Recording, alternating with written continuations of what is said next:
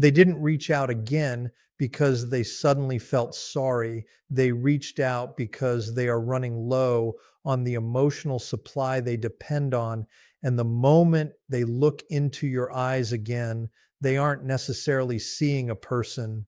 They are checking whether the door to your inner world is still unlocked.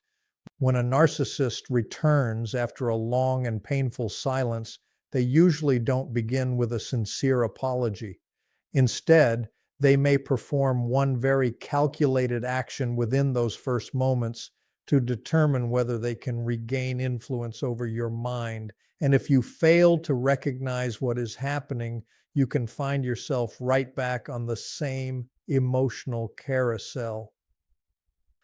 The shock of their return can be one of the most psychologically confusing parts of dealing with narcissistic behavior because it can completely disturb your sense of reality without a loud confrontation or obvious argument.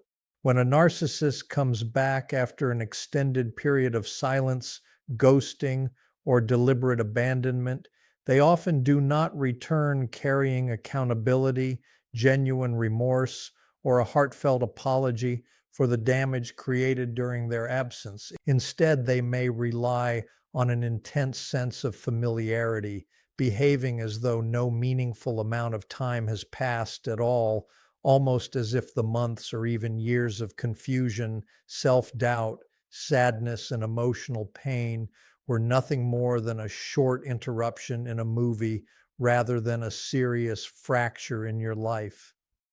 This immediate return to normal behavior is rarely accidental. It can function as a carefully measured psychological maneuver intended to catch your emotional system completely off guard. By avoiding any real conversation about the obvious issue, the silence itself, they place you in an immediate dilemma. If you accept their casual greeting and simply continue as though everything is normal, you may unintentionally validate the way they treated you and agree to push your own pain aside. But if you question them and ask where they have been or why they suddenly disappeared, they may quickly turn the situation around and portray you as unreasonable, overly emotional, too sensitive, or hostile, essentially making you feel guilty for asking a basic question about their behavior. This places your mind in a state of cognitive conflict, trying to make sense of the cruel reality of their disappearance while simultaneously processing the warm, charming, and familiar personality they are displaying right now. They can depend heavily on the fact that your empathy and your natural desire for closure will carry much of the emotional burden for them. When you see the notification appear on your screen or hear that familiar voice again, your body may experience a sudden rush of adrenaline mixed with validation, hope, confusion, and lingering anxiety. The narcissist may interpret that emotional reaction as an invitation or as evidence that their influence over you still exists. They watch your reaction closely, sometimes with remarkable attention, trying to determine whether the emotional boundaries you built are still strong or whether those defenses have weakened with time. By refusing to acknowledge the communication gap, they can engage in a form of temporal manipulation, effectively rewriting the relationship's timeline while the interaction is happening and communicating an unsettling message beneath their casual behavior. Your pain is not important, your time does not matter, and access to you remains available whenever they decide they want it. Recognizing this re-entry shock for what it may be, rather than automatically interpreting it as romance, regret, or sincere reconnection, is an important first step toward protecting your emotional stability and refusing to allow another person's behavior to turn your peace into a revolving door. The testing stage, often referred to as hoovering, can be the calculated first move someone with strong narcissistic patterns uses when attempting to reconnect after a prolonged silence. They rarely begin with a huge emotional confession or an extremely vulnerable admission because doing so would expose them to immediate rejection and create a risk to their ego. Instead, they may test the situation with small, ambiguous signals that demand very little from them while creating a strong psychological pull for you. It might appear as a random meme sent without explanation, a simple message saying they were thinking about you, an old photograph connected to a shared memory, or even a manufactured emergency in which they suddenly need a small favor or a piece of information. From their perspective, one of the advantages of this approach is that it gives them plausible deniability. If you don't answer or if you respond negatively, they can easily pretend that the message meant nothing and act as though you misunderstood an innocent or friendly gesture. But underneath that apparently casual behavior may be a deliberate emotional test. They are checking your defenses to determine whether the protective walls you created during the period of silence are still standing or whether time has gradually weakened them. They may pay attention to how quickly you respond, the emotional quality of your message, the warmth in your words, and whether the old emotional triggers between you are still capable of activating. If you respond immediately, warmly, or with even a small sign of unresolved pain, they may interpret that as information. It can tell them that the door is not completely closed and that your boundaries may still be flexible. On the other hand, if you respond with calm indifference or choose not to respond at all, you remove the immediate emotional reward they may have been looking for. That can sometimes lead to a change in their behavior, including stronger attempts to regain your attention or more obvious forms of manipulation. The purpose of this testing stage is to determine whether you are still emotionally available without requiring them to expose themselves to genuine vulnerability. They may be trying to discover whether you remain a dependable source of attention, reassurance, validation, or emotional engagement before investing further energy into rebuilding the old dynamic. Understanding this phase matters because it helps you avoid confusing a small breadcrumb with genuine remorse. A short message, a nostalgic photograph, or an unexpected compliment does not automatically demonstrate personal growth or accountability. When you recognize the probe for what it may be, you give yourself an opportunity to pause before the manipulation becomes emotionally established again. You are able to keep your emotional gates firmly protected rather than allowing someone to interpret your kindness as permission to cross your boundaries. Another deeply disorienting tactic can be the immediate rewriting of history. When a narcissist returns after an extended period of silence, they may not simply ignore the missing time. They can actively edit, rearrange, and reconstruct the sequence of events so that it supports their preferred version of the story and protects the image they want to maintain. The months or years of painful ghosting, the sleepless nights when you wondered what you had done wrong, and the emotional damage you experienced can suddenly be treated as though they never happened. They may describe the silence as nothing more than a mutual misunderstanding. They may casually explain that life became overwhelming. They may even suggest that you were the one who became distant. In doing so, the entire timeline can be turned upside down. This kind of temporal gaslighting can gradually undermine your confidence in your own perception of time, reality, and events.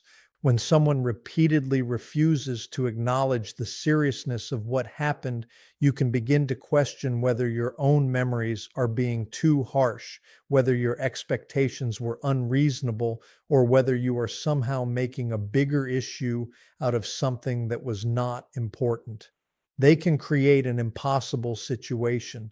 If you accept their new version of history, you may feel as though you are agreeing that your pain was insignificant and that the time and emotional effort you invested had little value. But if you correct the record and mention the actual period of neglect, abandonment, or mistreatment, they may quickly reverse the situation and accuse you of being stuck in the past, holding unnecessary grudges, or destroying what should have been a happy reunion. Your desire for peace can then become the very thing they use against you. They may make you feel as though you are the difficult person simply because you expect basic accountability for what occurred. This sudden revision of history allows them to avoid the uncomfortable responsibility of rebuilding trust. Instead of earning their way back into your life through consistent actions, honesty, and accountability, they may expect immediate forgiveness without ever providing a meaningful apology. They want the relationship to operate inside a version of reality where consequences disappear and responsibility becomes optional. Recognizing this behavior is important because it reminds you that another person's preferred version of history does not have to become your reality. Their story may be designed to protect their comfort, but you are allowed to protect your own mental and emotional well-being. Refusing to let someone rewrite what you experience can be a powerful form of self-preservation. It allows you to remain connected to the truth of what happened, stay grounded in your boundaries, and prevent yourself from walking back into a dynamic that depends upon denial, manipulation, distorted memories, and convenient forgetting. Flattery can become another powerful tool when a narcissist attempts to return. It can function like a carefully disguised Trojan horse, appearing harmless and even beautiful while quietly attempting to move past the defenses you worked so hard to establish. When they come back after a long period of silence, they may not cautiously rebuild trust. Instead, they can suddenly overwhelm you with intense compliments, exaggerated praise, dramatic gestures, and emotional declarations. They might tell you that you look better than ever, that nobody has ever understood them in the way you do, or that during the entire period of silence, they finally realized how extraordinary and irreplaceable you are. They may even claim that everything has changed. They may say they experienced a major personal awakening, finally understood your worth, or became a completely different person while you were apart. That sudden wave of validation can feel incredibly powerful, especially after a long period in which you experienced confusion, emotional distance, rejection, or devaluation. Your mind naturally wants relief. It wants an explanation for the pain and a conclusion that makes everything feel meaningful. Because of that, you may feel tempted to accept their words as evidence that you were right all along, that you truly mattered, and that they finally recognize how valuable you are. But this is exactly where the potential manipulation can hide. The issue is not that every compliment is automatically false. The issue is what the compliment is being used to accomplish. If praise appears suddenly while accountability remains completely absent, it is reasonable to slow down and examine the behavior behind the words. They may be targeting your empathy, your emotional vulnerabilities, and your deep desire to feel genuinely seen and appreciated. The praise can be used to lower your defenses, make you feel uniquely important, and create an emotional atmosphere in which you become less likely to question what happened before. By repeatedly elevating you with compliments, they may also create a connection between your sense of security and their approval. You can begin to feel that their praise is proof that everything is finally different, and therefore you become more willing to ignore the evidence that has not changed. There is another problem with intense flattery. If you immediately accept the praise, you may also begin accepting the revised history that came with their return. Your boundaries can soften before you even realize it, but if you examine their words carefully, you may notice what is missing. Are they specifically acknowledging what they did? Are they taking responsibility without blaming circumstances or other people? Are they demonstrating consistent change through actions? Are they willing to accept your boundaries even when those boundaries inconvenience them? If those things are absent, then beautiful words alone cannot prove transformation. Flattery should not be used to make you forget reality. Genuine appreciation can exist alongside accountability, but manipulation often uses praise to distract you from the questions that matter most. The compliments can become a layer of sweetness placed over unresolved behavior, making it harder to see what remains underneath. Recognizing this pattern allows you to look beyond the presentation. When someone suddenly returns with extravagant praise, you do not have to reject every kind word, but you also do not have to let those words determine whether they deserve access to your life. You can listen without surrendering your judgment. You can appreciate a compliment without reopening a door that you worked hard to close. If you are exhausted from allowing unhealthy emotional patterns to repeatedly enter your life, take a moment to pause and protect your peace. The goal is not revenge. The goal is understanding the pattern, breaking the emotional cycle, and learning how to keep your boundaries firmly in place. Now let's look at what may be happening beneath all of this. The hidden trap is often the most important part of understanding a narcissist's return because it can exist quietly underneath the charm, the compliments, the nostalgia, and the apparently harmless messages. When they return after a long period of silence, every word of praise, every nostalgic reference, and every low-effort message may carry another purpose beneath its surface. On the outside, it can look like a breakthrough, a beautiful reconnection, or perhaps even an apology that has not yet been spoken directly. But beneath that warmth, there may be an expectation that the relationship will immediately return to a dynamic that benefits them. The hidden trap is that regardless of how affectionate, caring, or attentive they appear, the interaction may remain centered around their needs.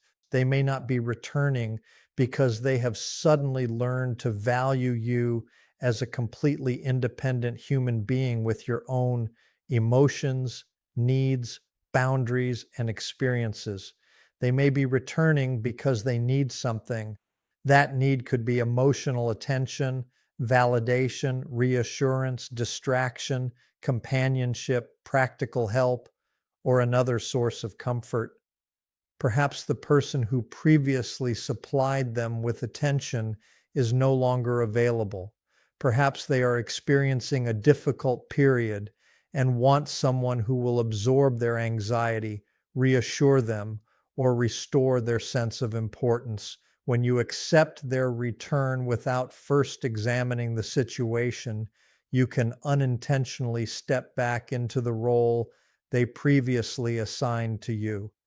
You may begin participating in the same emotional drama without realizing that the old structure has quietly returned.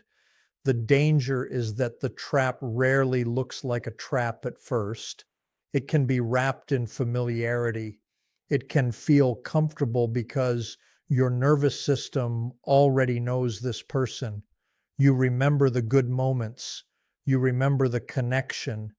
You remember how it felt when things were peaceful. Because of that familiarity, your internal warning system may not immediately recognize the danger.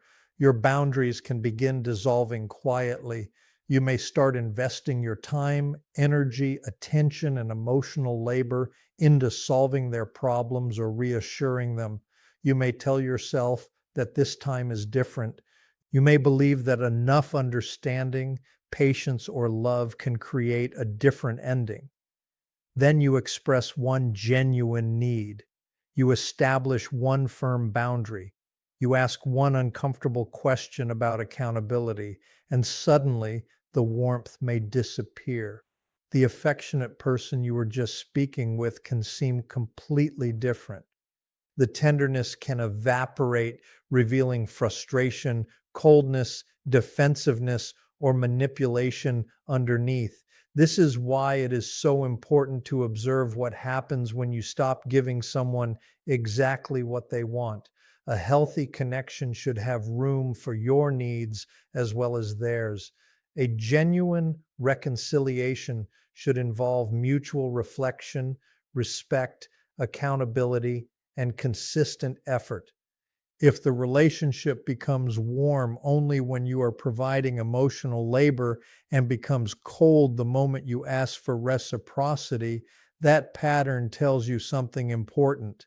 Every pleasant interaction does not necessarily come with a hidden cost, but when someone has a history of manipulation, it is wise to examine the expectations attached to their return. Train yourself to look beyond the sugar-coated presentation and ask a simple question. What are they actually gaining from having access to me right now? That question can change everything. Instead of asking only whether they miss you, ask what they are doing with the opportunity to reconnect. Instead of focusing exclusively on what they say, observe what they consistently do. Instead of asking whether their words sound sincere, ask whether their behavior respects your boundaries. When you identify the hidden expectations before becoming emotionally invested again, you remove much of the power from the situation. You stop being an unconscious participant in a cycle that repeatedly costs you your peace. You begin taking ownership of your own life and deciding who gets access to your emotional world. Another important pattern is what can be called the empathy trap check. This is the moment when they may quietly observe how quickly your compassion returns after they have re-entered your life. After using charm, flattery, nostalgia, or manufactured normality to reopen communication, they may step back and watch your response. They may pay close attention to whether the emotional attachment between you is still strong enough to pull you into the old role. They may be trying to determine whether your old habits of hypervigilance, caretaking, and emotional responsibility are still active. Will you immediately comfort them? Will you worry about what they are feeling? Will you rush to understand their perspective? Will you attempt to repair the distance they created?